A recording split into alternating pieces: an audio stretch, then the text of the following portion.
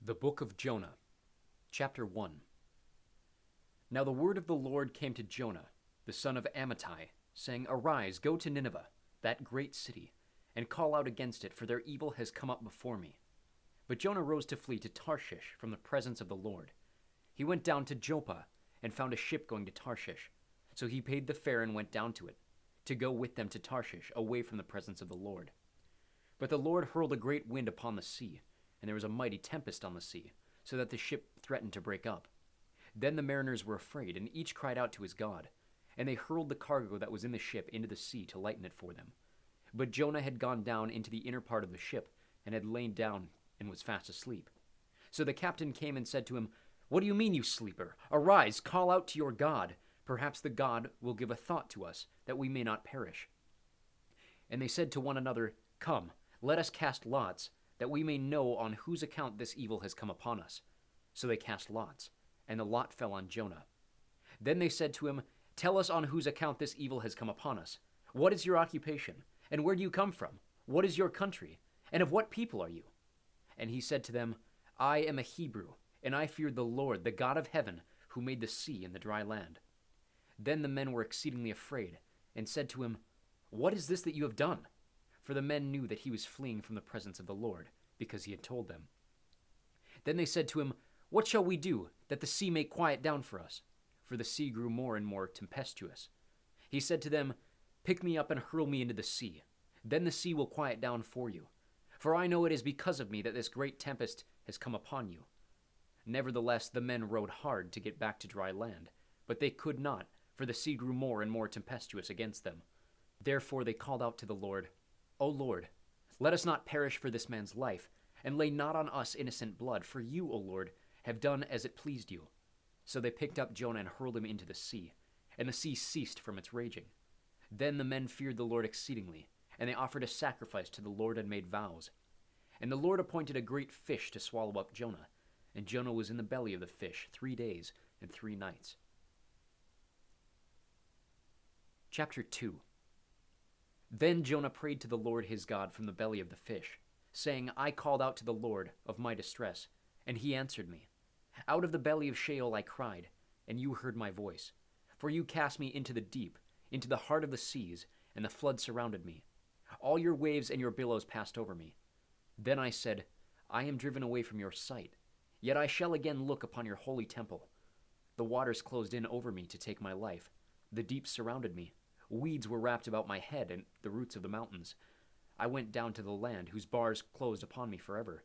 Yet you brought up my life from the pit, O Lord my God. When my life was fainting away, I remembered the Lord, and my prayer came to you into your holy temple.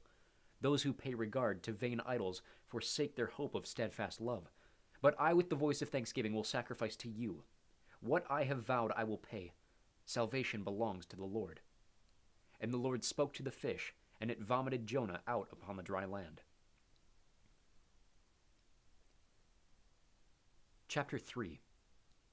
Then the word of the Lord came to Jonah the second time, saying, Arise, go to Nineveh, that great city, and call out against it the message that I tell you. So Jonah arose and went to Nineveh, according to the word of the Lord. Now Nineveh was an exceedingly great city, 3 days' journey in breadth. Jonah began to go into the city, going a day's journey, and he called out, Yet 40 days, and Nineveh shall be overthrown. And the people of Nineveh believed God. They called for a fast and put on sackcloth, from the greatest of them to the least of them. The word reached the king of Nineveh, and he arose from his throne, removed his robe, covered himself in sackcloth, and sat in ashes. And he issued a proclamation and published through Nineveh, By the decree of the king and his nobles, let neither man nor beast, herd nor flock taste anything. Let them not feed or drink water, but let man and beast be covered with sackcloth, and let them call out mightily to God. Let everyone turn from his evil way, and from the violence that is in his hands. Who knows? God may turn and relent, and turn from his fierce anger, so that we may not perish. When God saw what they did, how they turned from their evil way, God relented of the disaster that he had said he would do to them, and he did not do it. Chapter 4. But it displeased Jonah exceedingly, and he was angry. And he prayed to the Lord and said, O Lord, is this not what I said when I was yet in my country? That is why I made haste to flee to Tarshish, for I knew that you are a gracious God and merciful, slow to anger and abounding in steadfast love, and relenting from disaster. Therefore now, O Lord, please take my life from me, for it is better for me to die than to live." And the Lord said, "Do you do well to be angry?" Jonah went out of the city and sat to the east of the city, and made a booth for himself there. He sat under it in the shade, till he should see what would become of the city. Now the Lord God appointed a plant, and made it come up over Jonah, that it might be a shade over his head, to save him from his discomfort. So Jonah was exceedingly glad because of the plant. But when dawn came up the next day, God appointed a worm that attacked the plant, so that it withered. When the sun rose, God appointed a scorching east wind, and the sun beat down on the head of Jonah so that he was faint. And he asked that he might die, and said, "It is better for me to die than to live." But God said to Jonah, "Do you do well to be angry for the plant?" And he said, "Yes, I do well to be angry, angry enough to die." And the Lord said, "You pity the plant, for which you did not labor, nor did you make it grow, which came into being in a night and perished in a night.